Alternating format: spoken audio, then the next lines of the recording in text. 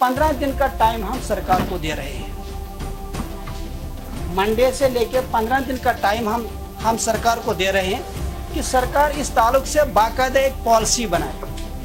सरकार के पास transport department अपना है ही, road transport department.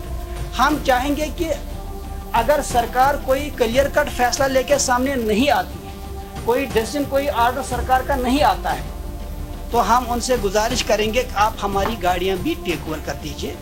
We are ready to surrender all our transport to government. सिर्फ 1 घंटा पहले मुझे एक अच्छे स्कूल का, बड़े पॉश एरिया में, पीरबाग एरिया में, एक स्कूल जिसने 1.25 करोड़ की इन्वेस्टमेंट पिछले दिनों सिर्फ अपग्रेडेशन की है, आज उसने फैसला लिया कि वो स्कूल भी बंद हो रहा है।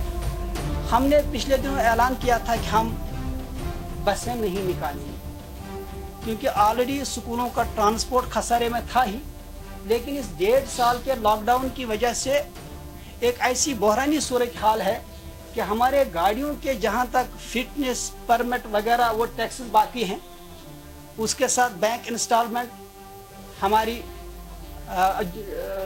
जो हमारे अकाउंट्स बाकायदा NPA हो रहे हैं इस वक्त। इन हालात में स्कूलों के लिए बड़ा मुश्किल था कि बसों को ऑपरेट करें, लेकिन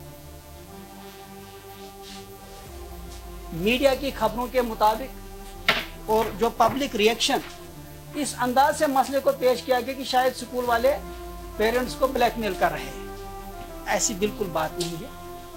हम बिल्कुल ये चाहते हैं कि बच्चों को, वालिदैन को कोई दिक्कत का सामना ना हो। इस वजह से हम बसें निकाल रहे हैं, जो स्कूल इस पोजीशन में हैं। हाँ, जिनकी बसें बिल्कुल खस्ता हाल है या जो नहीं निकाल पाए हैं वो भी एक परसेंटेज है, लेकिन एज एसोसिएशन हमने सारे स्कूलों को कहा कि वो बसें निकालेंगे। 15 दिन का टाइम हम सरकार को दे रहे हैं। मंडे से लेकर 15 दिन का टाइम हम सरकार को दे रहे हैं कि सरकार इस ताल्लुक से बाकायदा एक पॉलिसी बनाए। सरकार के पास ट्रांसपोर्ट डिपार्टमेंट अपना है ही, रोड ट्रांसपोर्ट डिपार्टमेंट। हम चाहेंगे कि अगर सरकार कोई क्लियर कट फैसला लेके सामने नहीं आती, कोई डिसीजन, कोई आर्डर सरकार का नहीं आता है, तो हम उनसे गुजारिश करेंगे कि आप हमारी गाड़ियां भी टेक ओवर कर दीजिए। We are ready to surrender all our transport to government. Let government provide buses, क्योंकि उनके पास अपनी भी बसें हैं, ताकि ना बच्चों को दिक्कत हो, ना पेरेंट्स को दिक्कत हो, ना स्कूल वाले बार बार इस इशू को सामने लाए। हमारी प्रॉब्लम यह है कि पिछले 6 महीनों से जो गाइडलाइंस बनी हैं, ब्यूरोक्रेटिक हर्डल्स इतनी हैं कि जनरल एडमिनिस्ट्रेटिव डिपार्टमेंट एक टेबल से दूसरे टेबल तक उन गाइडलाइंस को घुमा रहा है।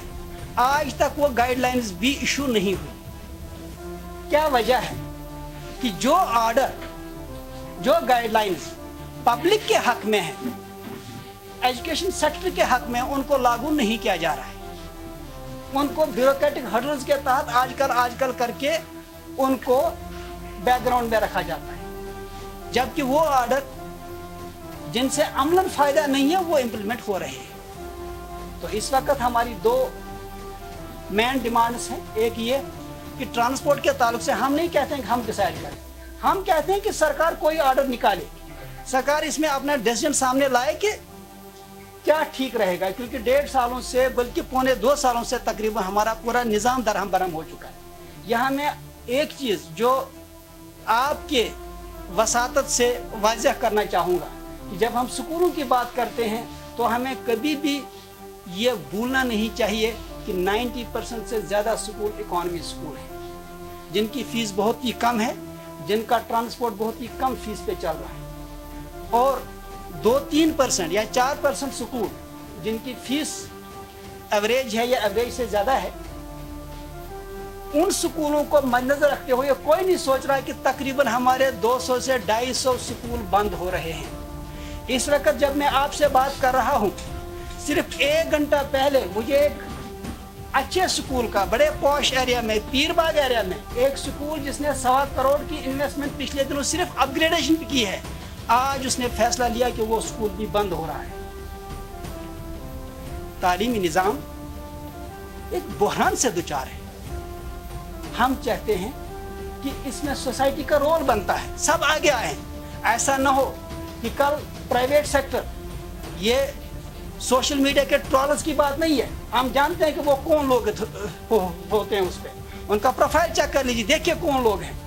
संजीदा जो यहाँ सिविल सोसाइटी है, जो यहाँ पेरेंट है, वो जानते हैं।